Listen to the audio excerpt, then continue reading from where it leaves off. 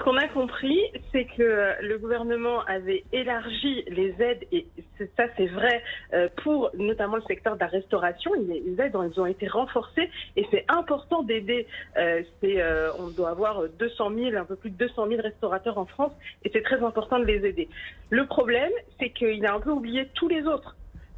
Quand on est aujourd'hui indépendant en France, il y a les gens qui sont visibles, par exemple les restaurants, tout le monde voit très bien à quoi ressemble un restaurant, et par contre on a tous les autres indépendants qui eux sont invisibles, c'est-à-dire qui travaillent, qui font du service à domicile, qui sont dans la santé, dans le conseil, et donc tous ces indépendants-là, aujourd'hui, ils restent exclus malgré les annonces d'élargissement de Bruno Le Maire la semaine dernière.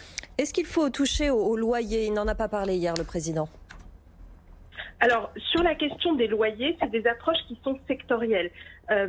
Aujourd'hui, les indépendants, la majorité, je vous dis, sur les 3 millions d'indépendants en France, la majorité n'a pas de loyer à payer, puisque ce sont des gens qui travaillent, par exemple, quelqu'un qui fait de la livraison à domicile n'a pas de loyer à payer. Aujourd'hui, malgré tout, il est très touché par la crise.